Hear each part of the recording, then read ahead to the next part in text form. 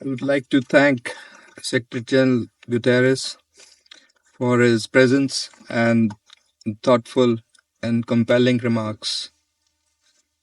Secretary General, you spoke about a defining moment and our collective future, as well as collective responsibility. And we fully agree with you and your call to give peace a chance.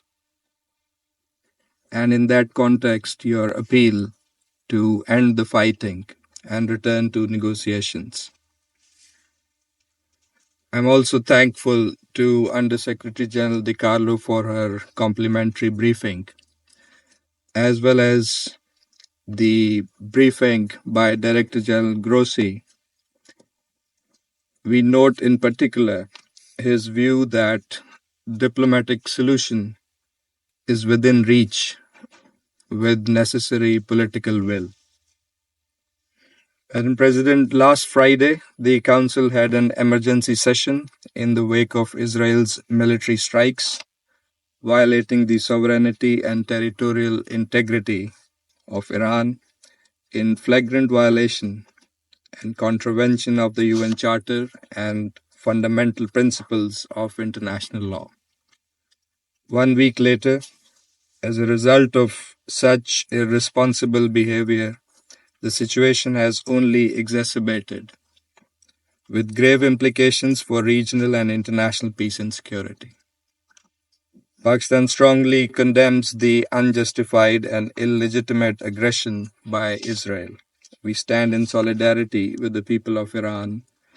We unequivocally denounce the blatant attacks and military strikes carried out by Israel, which constitute a grave danger and a serious threat to the peace, security, and stability of the entire region and beyond, with serious implications.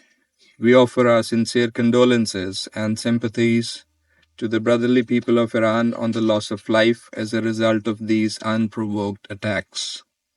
The ensuing humanitarian crisis and civilian toll on both sides is also deplorable.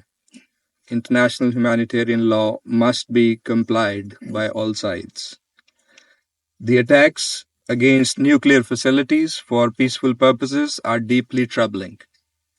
Such attacks contravene international law, the Charter of the UN, Statute of the IAEA, and relevant IAEA General Conference resolutions on the issue.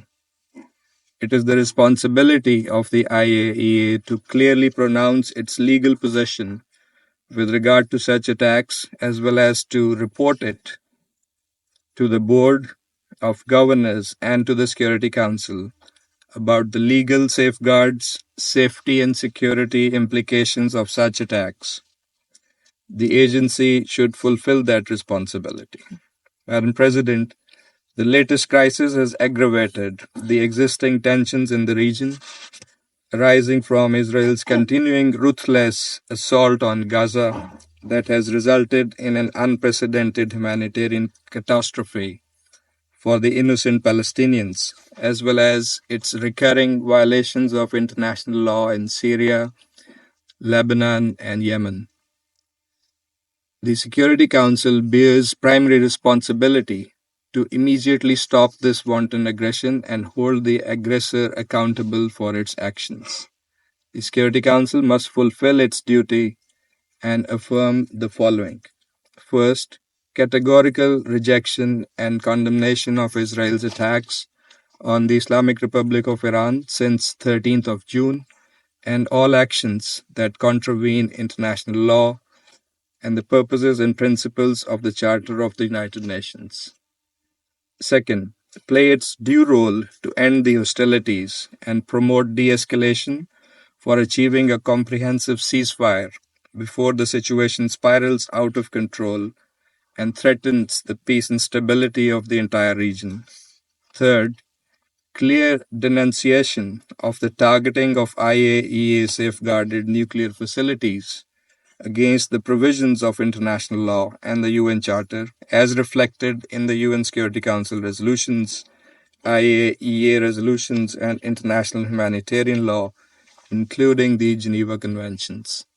The Security Council must implement its own Resolution 487.